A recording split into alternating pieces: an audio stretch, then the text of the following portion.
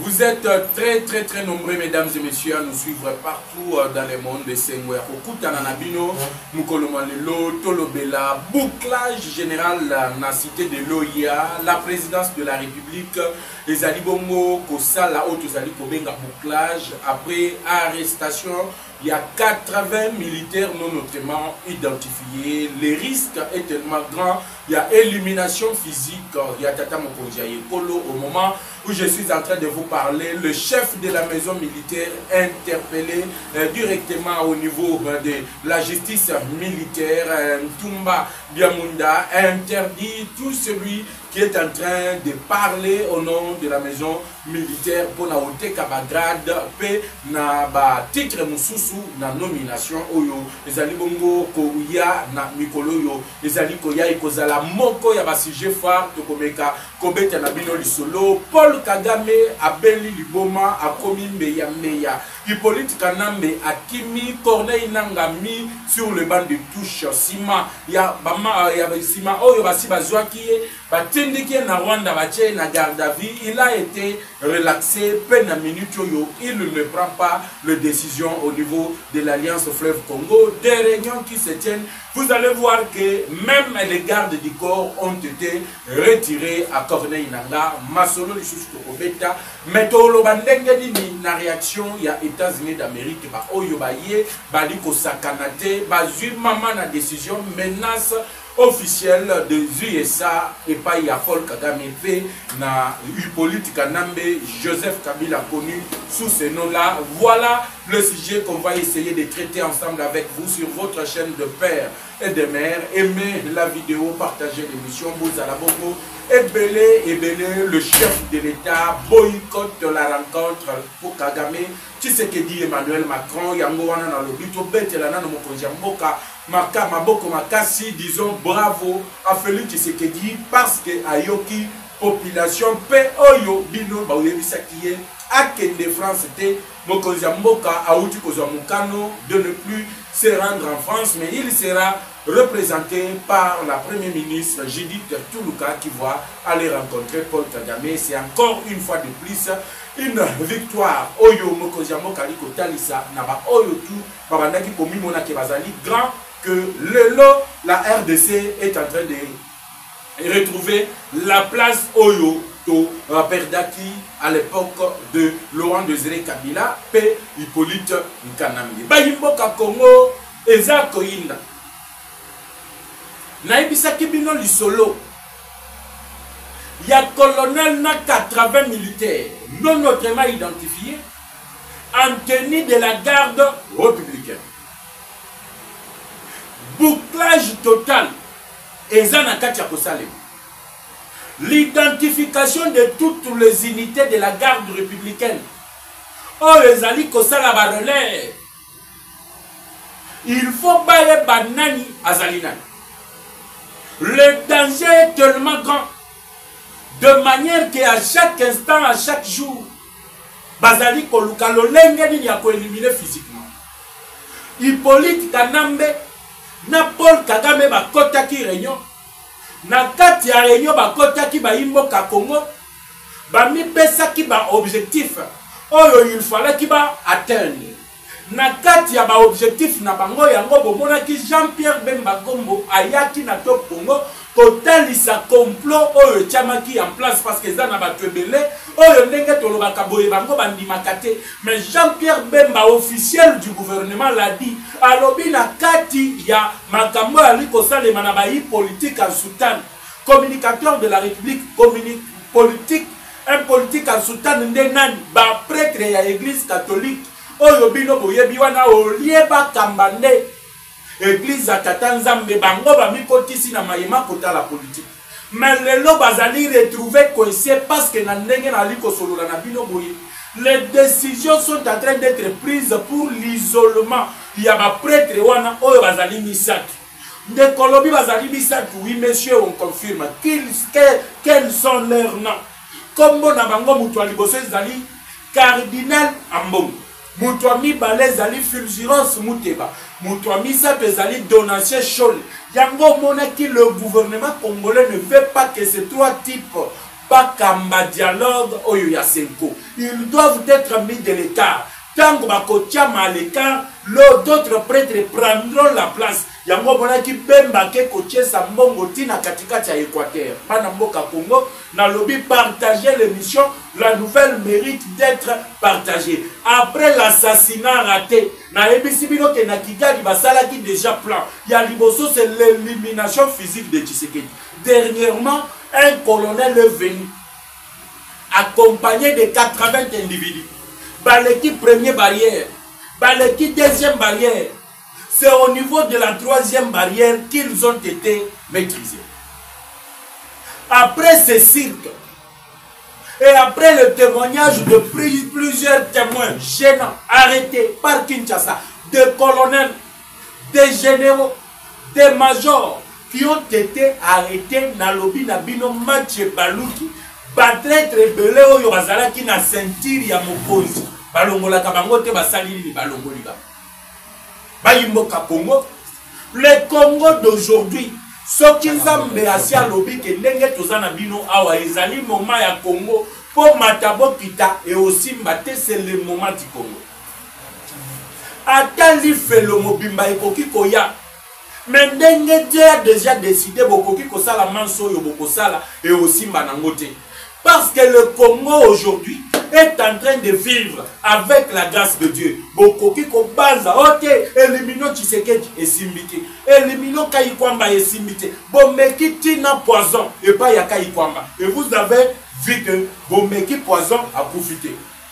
Bomeki poison et pas Moutamba. Bomeki mais a profité. La troisième personne, oyo bazali ko lité ba éliminer c'est Jean-Pierre Bemba. Po Bemba yebi ba ebele. Il y a un secret, oyo bango bazali ko planifier na minute oyo pour éliminer ceux qui sont en train de remettre le Congo sur les bons rails et sur les bons chemins. C'est ainsi que na kati ya ba unité oyo ebandaki kosala ba relève, les ennemis de la République injectaient dans chaque unité certains éléments qui nous infiltraient. La garde républicaine. Bouclage ezali total na minute. On est en train d'identifier qui est qui. Et beaucoup de militaires sont en train d'être arrêtés. Donc, nous se retrouver dans la ceinture à sécurité. Il y a bisika mokonzi azali sans que yazala na ordre de mission, sans que baye na hiérarchie, sans que baye pa ya mokonzi. Et na kati ya commandement ya garde républicaine, Honoré a pris, je dis bien honoré, je précise mes mots pour être clair. Pour Batouana Badjembe la tête que non, moi Nawana, il l'a dit, je dis bien honoré a pris. Que Batou Bazali Sima Ephraim, Bazoa qui déjà Kanya. Donc, Bisika Ozali, Toza n'a souci que chaque matin, chaque minute, tout ça, mais la bonne tata mokonzi ekolo, pour ceux qui totiki est mawatro pour la République démocratique du Congo. Ceux qui zambete mawatro et les ennemis en mon ali ko ebisabi. Est-ce que bino boko kuza kalama elle était pour nous comprendre que depuis Bobanda qui complot contre Tshisekedi, ezali ko simbate. Bomeki awa tango azalaki na est. Avion yo Tshisekedi fallait qu'il zongela mo Kinshasa. Bomoni comment est-ce que cet avion a été abattu et ça la crash ti le lot otikala oyokate enquête ba fongola esuka wapi yango na liko senga na bato ba liko kamba biso ba congolais bazali na soutien ya mokonzi na bango bango nde ba votaye à plus de 70%. Baza na posa ba yeba banquette wana ya avion présidentiel esuka ndengeni ba yeba nanya asalaki attentat wana. Patricia Malang Baye et Simbite. Le lot Tatuvitalo fait de son mieux. Il fait tout ce qui est dans son pouvoir. Et puis, dans la minute où Tatuvitalo est en train de recevoir injonction Koutaka. Naba chef naye, Oyo Ezali Hippolyte Kanambe. Na Paul Kagame, pour pas interpeller Madame la ministre de l'Intérim des Affaires étrangères, Thérèse Kayikwamba. Mais pourquoi il veut l'interpeller Thérèse Kaikwamba? Banamboka Congo na lobby, aimez la vidéo, partagez l'émission. Bozala ebele, yako féliciter Bokonzi Mboka, à Boakisi, Lisolo, il y a Emmanuel Macron. Il ne partira pas en France, c'est pour l'intérêt général des Congolais. Parce que Bayimboka Bamonaki ke kuna, peut-être Mokonzi Mboka Kokaki Kolia Mwamba. Kuna, Bakoki Kosala Ye Mabe, ata avion Mwako Elingaki atterrir France. Pouvait être abattu. Et c'est ainsi que Tshisekedi Ndenga Yoka population à lobby à aucun de l'issue Sukunati. Talandenge Emmanuel Macron a tenu l'issue. Il s'attendait qu'à quoi taper dans ma cambo, Yobalo Belaye, à commis Makasi, et Emmanuel Macron, il est entré dans la paix au Zongina Est. Fatia Bétier 12 ya Wenge. Il n'y a pas maté mais Tobakisi 12 ya Wenge. Talandenge a tenu l'issue. Batindelier Judith Toulouk, premier ministre. Mboka na Congo, de gauche à droite, makambo ezanga kate yango to ebisi bino ke lelo tous les infiltrés, les réseaux de Kabila doivent être neutralisés. Tokotia point bisiko esengeli totia point. Tokotia virgule bisiko to sengeli totia virgule. Tokotia point d'interrogation bisiko esengeli to salaline totia point d'interrogation. Milelo na milelo. Qui pouvait s'imaginer na minute que bango nyoso ndenge bazali wana. Babanda qui ko planifier l'assassinat de Fati, l'empoisonnement de Thérèse Kaikwamba, l'élimination physique de Jean-Pierre Bemba, eux-mêmes sont en train de tomber. Au moment où je vous parle, eux kangami déjà bazana katia koloba nyonso yo planifié ki bango na système oyo bayaki nango awa na Kinshasa. Toloba te bana mboka. Dieu est bon et Dieu est juste. Pour commencer à vous dire, le premier élément information aujourd'hui, ces gens avaient déjà installé leur base ou soit milieu stratégique dans la ville de Kinshasa. Il était déjà mis en place un système que Kinshasa allait tomber dans une nuit. Parce que par milieu, lié stratégique, et si ils ont manqué déjà, et puis Batuna Bango, Bazala qui déjà organisé.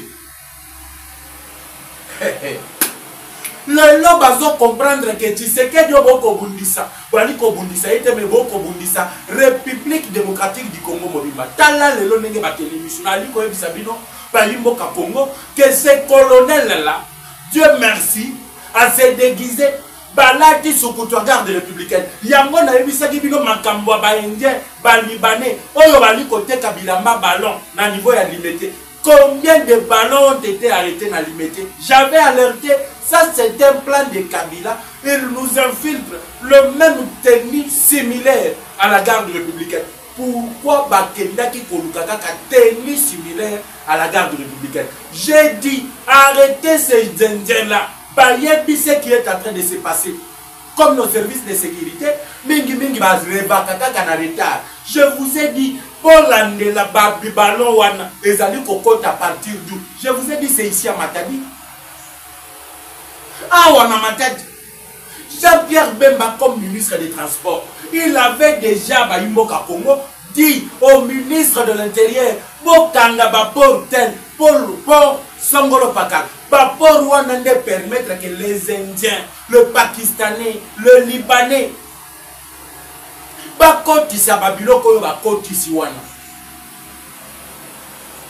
mais comme Dieu est toujours dans Nanakanabiso, il est arrivé un moment où il va identifier il y a quelque chose de suspect. Nanzela Kakaba service à sécurité, le service secret, et il y a Bakangi Babalon. Vous avez arrêté ces Indiens, ces Chinois là.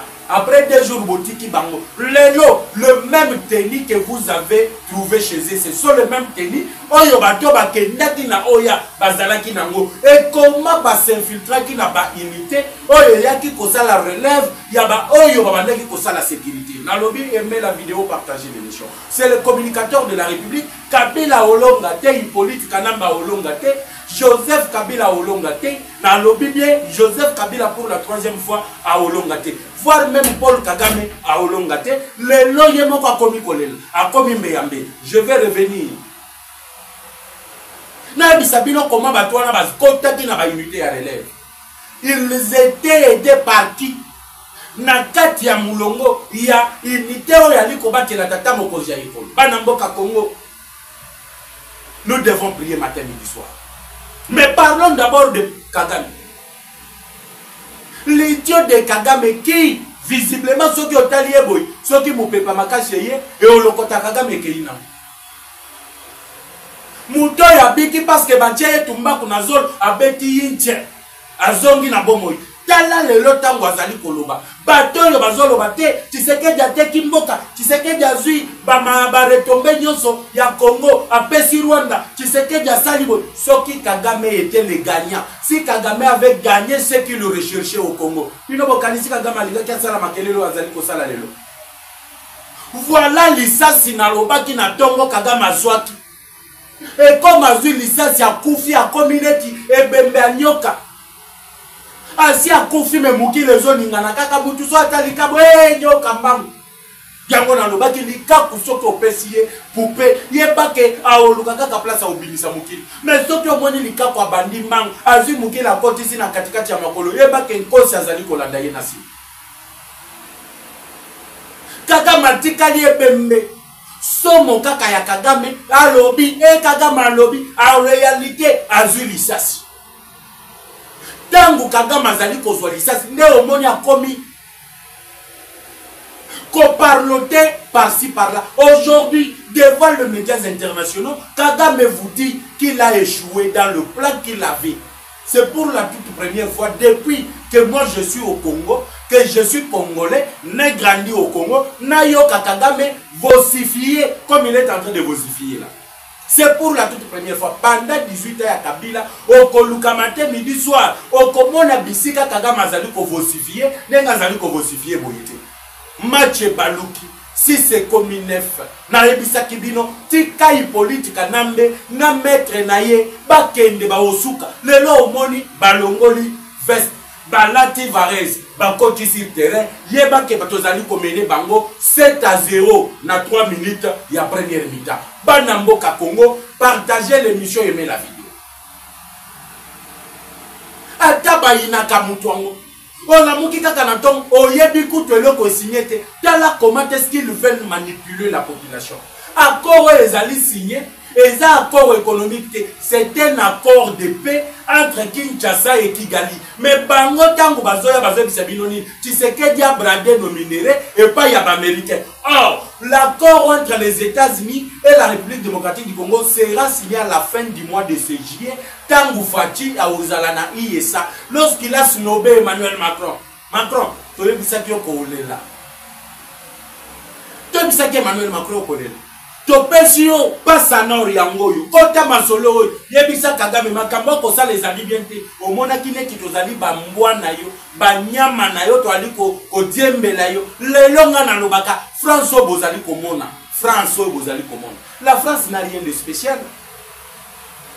Ba Congolais ba dépendaka na France te.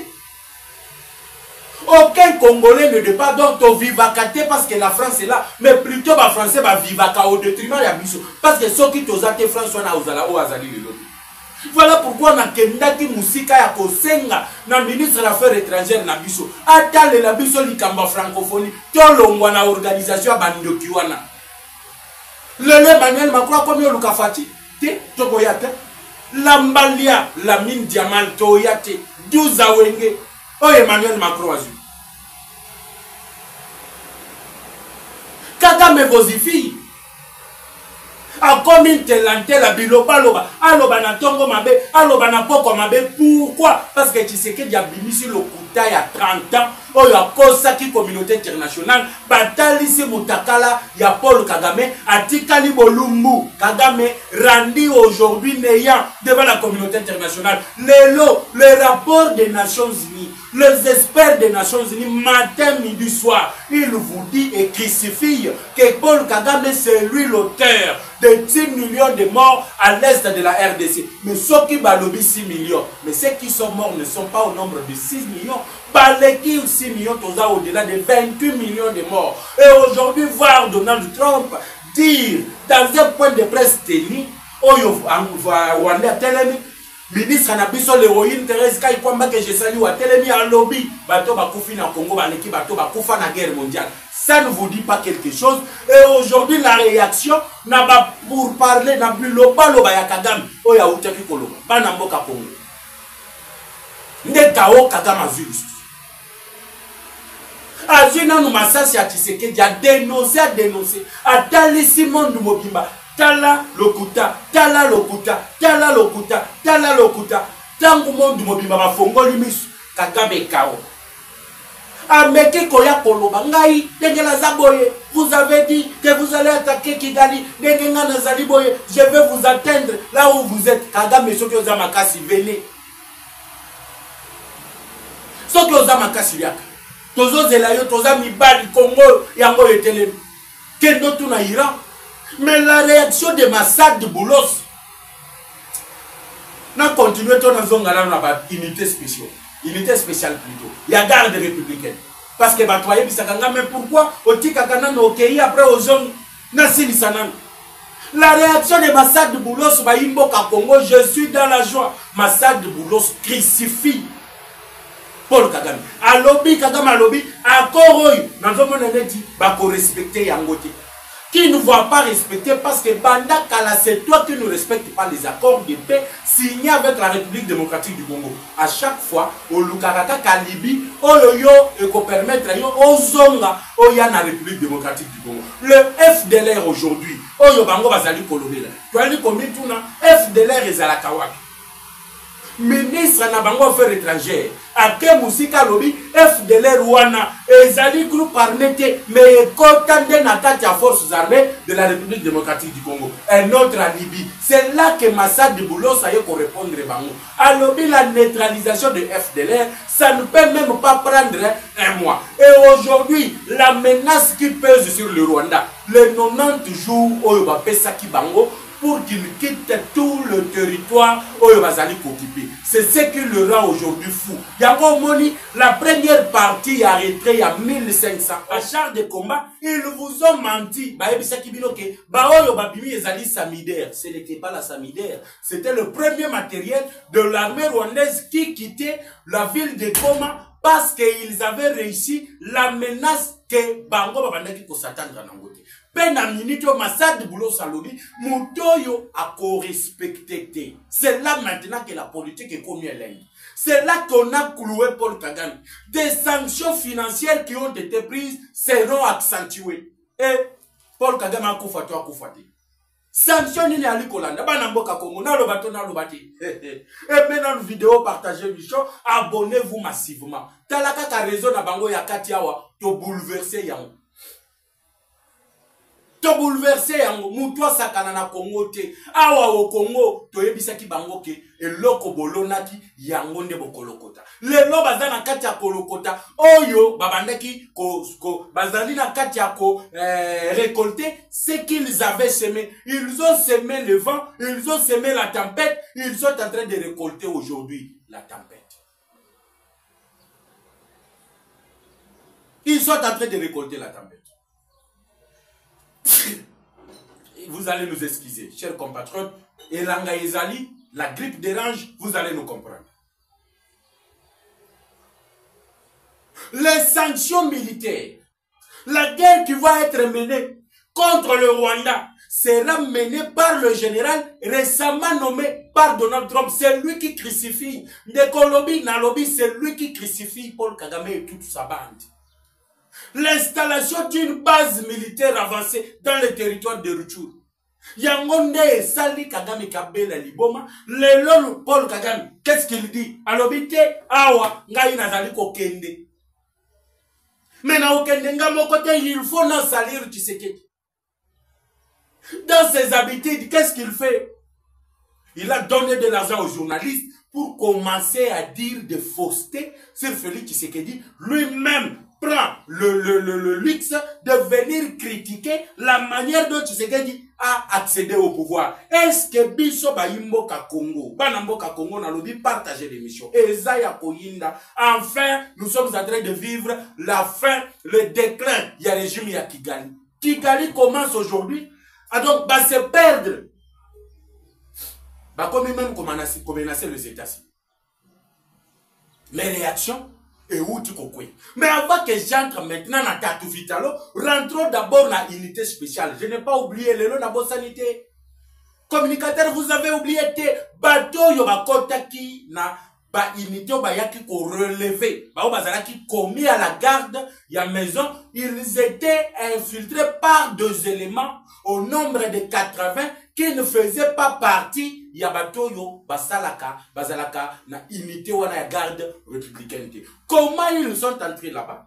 Comment ils ont eu le tennis? Na ebisaki bino déjà lisolo ya tennis et utaki wapi e bandaki ndenge nini? Pointe batwana bazo bateni wana ezalaki na nzela ya ba indo-pakistanais, ezalaki na nzela ya ba chinois, ezalaki na nzela ya ba ports illégaux. Oyo tilelo, depuis qu'on a demandé la fermeture de ces ports, je suis désolé de vous dire que la plupart de ces ports-là ne sont pas encore fermés.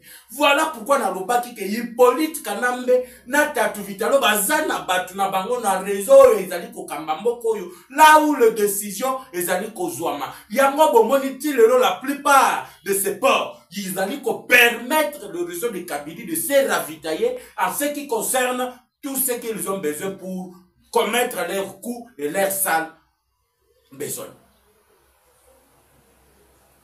Bapor wana ezalaki bapor ya Onatra. Lelo babotola Onatra tout. Il a privatisé l'Onatra, a bombé Onatra, a créé une entreprise parallèle naïe. Yango na lobaki bato yo alobaka. Kabila doit rentrer. Comment vous pouvez souhaiter le retour de Kabila après tant de mal? Kabila c'est l'enfer. Kabila c'est la malédiction. Kabila, c'est tout ce qu'il y a de mal que quelqu'un peut souhaiter à la République démocratique du Congo. Le lobozo mona comment mbeya.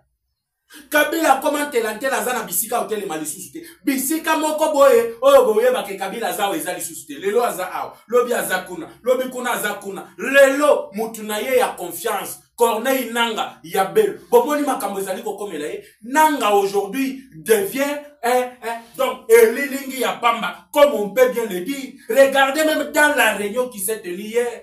Au moment que c'est Sultani Makengo qui a la garde derrière lui et Nanga n'a plus de garde. On lui a même retiré la garde. Mais il participe dans des réunions. Mais les réunions décisionnelles, à qui participe, ils ne veulent pas donner aujourd'hui l'image qu'ils sont fissurés. Nanga Yebike Awa, c'est la vie ou la mort. C'est ainsi qu'il avait envoyé le premier groupe voir Félix Antoine Tshisekedi Tshilombo pour plaider son cas. Il est entre la vie et la mort. Vous allez voir Nanga là-bas, mais regardez la réaction de Nanga. Vous allez voir que Azamutu normalité, il est dépassé par les événements. Il est dépassé par les événements. Et les réseaux là continuent encore d'utiliser les gens. Yango na lobaki tokola la te tant que tosila ni nanu na bato bazali ba infiltré. Notre combat est de mettre hors d'état de nuire bato nyonso wana o bazali ko bundisa mboka na biso République démocratique du Congo. Ils peuvent se dire que lelo ils ont de l'avance mais lobi toko rattraper yango. Toko rattraper bango. Voilà pourquoi na liko senga na ba Congolais tout d'ici le 9 au niveau de la Cour de cassation et Koyinda. Procès contre Moutamba. Tokoyindi sango na ndenge moko osakanate. Parce que toyebi plan na bango yo ndenge ba fonctionner. Toyebi la manière dont ils fonctionnent, ils utilisent le Congolais. Petozali wana pour défenêtrer tout cela. Les corrompus de Vondula, nous allons les défenêtrer. L'action disciplinaire sur la table du président du Conseil supérieur de la magistrature. Ils ont essayé de renverser le commandement de l'appareil judiciaire, ils n'ont pas réussi. Ils ont utilisé la corruption, ils n'ont pas réussi. Et aujourd'hui, ils sont en train de payer cash tout le sale besoin au Yubasala. Zokande réseau wana e permetaki. Na ba unité yaki ko sala relève, ya ko injecter ba élément mabe, oyo bazali ba sniper rwandais. Leur objectif, comme d'habitude, nous devons éliminer Félix Tshisekedi. Mais cette fois-ci, vous n'allez pas éliminer Tshisekedi comme vous l'avez fait avec Laurent Désiré Kabila. Sauf que Obama, soit-disant Tata Nayo Laurent Désiré Kabila, Tshisekedi Azali Mwana Congo. Quand il a pris le pouvoir, il a laissé le pouvoir entre les mains de Dieu. Dans les stades de martyrs. Na bakoko, na nzamba likolo, ba moni ke mwano yo azali na volonté ya kobongisa mboka. Tout ce que vous pouvez mettre en place est aussi maté parce que Congo est coquille jamais cause à la dépendant ya batoyo ba européen, ba français, ba yela biso na mboko. Souka, il faut que toka bwana na bango. Souka, il faut toka bwana kaka na bango. Bana mboka Congo. Na lobi bien aimer l'émission, partager la vidéo. Ezo yinda na ndenge bokwa osakana te. Soki omoni Kagame akomi biloba loba, ça veut dire que ba toucher ye place oyo abandaki ko s'attendre te ke bakoka ki possible. Ba sindi na bisika et c'est ainsi qu'il organise. Dans ses habitudes, il y a Kanisa qui denga banda qui koboma, il continue aussi à parler des élections. Tshisekedi, na 2018, il n'a jamais été élu. Ba benga qui est kaka bureau, ba pesier pouvoir. Aujourd'hui, Banamboka Congo. Est-ce que Kagame a une leçon à nous donner? Kagame, est-ce qu'il a une leçon à donner au peuple congolais? Au Rwanda, là-bas, les élections se tiennent comment? Na Rwanda, wana. Élections, ça les makadengeli. Au Rwanda, quand je vous parle des élections, Kagame, Azo Kayango 98%. Azo gagné l'élection hors la main 98%.